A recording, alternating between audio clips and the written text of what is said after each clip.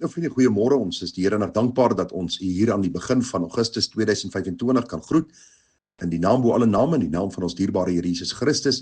Die gebed van my hart is dat die Here vir ons baie ryklik sal saamseën, ook vanmôre so rondom sy woord. Nou vriende, ons gaan vanmôre aangaan oor die gedagte van wat die Bybel ons leer wanneer dit kom by eetversteurings. Ek het gesê, baie van hierdie beginsels kan ons toepas eintlik op enige ding in ons lewe. Want as kinders van die Here is ons gevul deur God se Gees. Hy woon nou in ons harte deur sy Gees. En die Bybel sê, omdat hy oorwinnaar is, kan ons meer as oorwinnaars wees deur Jesus Christus, wat ons lief gehad het. Gaan lees die boek Romeine, en besonder die 8ste hoofstuk, en dan sal u sien dat die Here vir ons as sy kinders, juist deur sy Gees in staat stel, om dan ook oorwinnaar te wees oor sonde. Ons het bietjie gekyk na die 3 eetversteurings, ons het bietjie daarna gekyk, ons het vir u gesê, daar kan redes wees waarom daar eetversteurings is, maar ons het in besonder gekyk gister na wat die Bybel vir ons leer, hoe hanteer ons die sonde van brassery, te veel eet, ooreet. Ek het vir u baie duidelik gesê wat gebeur het in die afgodstempels, in die Bybelse tyd, en hoe die kwessie van voedsel, drank en die seksuele eintlik 'n trekpleister was vir mense.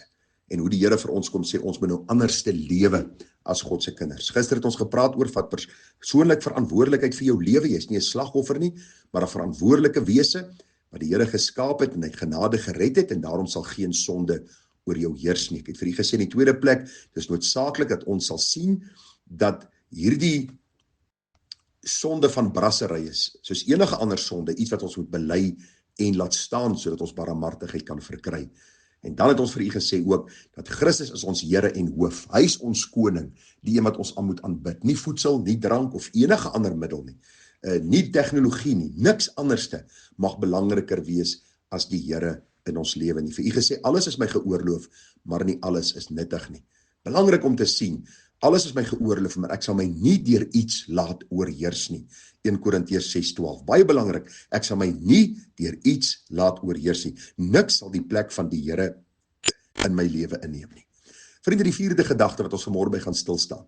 Wanneer jy miskien jou skuldig maak aan die sonde van brassery, ooreet, of wat ook al die eetversteuring. Belangrik, stel sekere eetplanne en gewoontes voor, waar jy eet tot eer van die Here in plaas van selfvervulling en selfsug. Wat wil ek probeer sê vir u? Jy sien in 1 Korintiërs 10:31 staan daar, of jy dan eet of drink of enigiets doen alles tot verheerliking van God. Nou, mens funksioneer baie goed wanneer daar sekere orde is. Sekere tyd wat jy opstaan, jy gaan borsel jou tande, jy was jou gesig, jy kam jou hare, jy trek aan, jy maak klaar vir werk of vir skool, of wat ook al die geval mag wees. Goeie dissipline, goeie orde, maak dit vir jou maklik om te funksioneer, en wanneer dit kom by ons eetgewoontes, moet ons maar dieselfde hê. Ons kan nie nou in een opsigte goeie dissipline hê, en in ander opsigte maak ons net soos ons wil nie. Daarom is dit belangrik om te sien, luister, as ek baie lief is vir soetgoed, stel 'n sekere perk vir jou. In my eie lewe, ek is verskriklik lief vir soetgoed, en ek het geweldige gewig opgetel op 'n stadium, en ek het besef, maar ek het eintlik vrye teels gegee aan my eetgewoontes. Ek het geëet wanneer ek wil, soos ek wil, by wie ek wil. Ek het baie keer meer geëet as ek nodig het, tot die Here my kom oortuig het, dat ook my liggaam is 'n tempel van die Here, en ek moet alles doen tot verheerliking van God, en dis noodsaaklik om te sê, luister, hierdie week gaan ek net een dag, miskien 'n soet dingetjie eet, of ek gaan, wanneer ek eet, eerder kleiner porsies eet, en dan 'n tweede keer weer eet later, en 'n derde keer weer eet, voor ek myself elke keer vergryp, wanneer ek iets eet, in so 'n mate dat ek ongemaklik voel, as ek klaar geëet het. Daarom is het belangrik, stel sekere eetplanne en gewoontes voor, waar jy eet tot eer van die Here. Met ander woorde, jy buig en jy sê, Here, help my dat ek ook voedsel, wat 'n goeie gawe uit u hand is, sal gebruik tot verheerliking van u, tot versterking van my liggaam, en dat ek ook my liggaam kan gebruik, om u dan te verheerlik. Baie belangrik om hierdie saak raak te sien. Volgende ene, stel vas, wat is die motief vir my eetgewoontes? Vriende, daar moet 'n motief wees, as 'n mens byvoorbeeld aan brassery ly, of wanneer jy jouself oorgee aan voedsel, is daar 'n sekere motief. Ek het vir u gesê, daar's mense wat eet wanneer hulle gestres is, mense wanneer hulle verveeld is, party mense eet net omdat hulle kwaad is, en party mense eet net omdat hulle wil eet. En daarom stel die motief vas vir my eetgewoontes. Dikwels kom dit neer op selfaanbidding, soos ons by 'n vorige boodskap vir u gesê het. Dikwels gaan dit oor selfvervulling en 'n vleeslike genot met erge skuldgevoelens later. Daarom is belangrik as kinders van die Here, ek het vir u gesê, hierdie boodskapies gaan om vir kinders van die Here wysheid te gee, hoe hulle moet lewe te midde van 'n krom en verdraaide geslag. Wat is my motief wanneer ek eet? Wanneer is my motief wanneer ek te veel eet?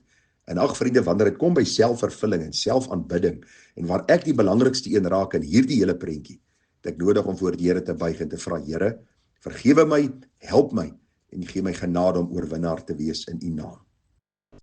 Vriende, dan nog 'n volgende voorstel wat ek wil maak, 'n Bybelse voorstel dink ek. Maak 'n punt daarvan om in alles wat jy geniet, dan ook dankbaarheid te betoon. Die Here sê vir ons, wees in alles dankbaar wat is die wil van God in Christus Jesus oor julle. Vra jouself die vraag af, kan ek werklik eerlik voor die Here dankbaar wees as ek die 3de of 4de stuk sjokoladekoek verorber het? Die Here sê ons moet dankbaar wees in alles. Ek is dankbaar wanneer ek voor hierdie bord kos gaan sit, of ek is dankbaar wanneer ek by 'n verjaarsdag kom en daar is ietsie wat vir my voorgesit word, 'n soedingetjie of wat ook al. Maar vra jouself die vraag af, as jy die 20ste koeksuster geëet het, kan jy nog eerlik voor die Here sê, Here, met 'n dankbare hart dat ek eet? Dink op daardie stadium sal jou gewete al begin aankla dat jy besig is om jou liggaam skade te doen.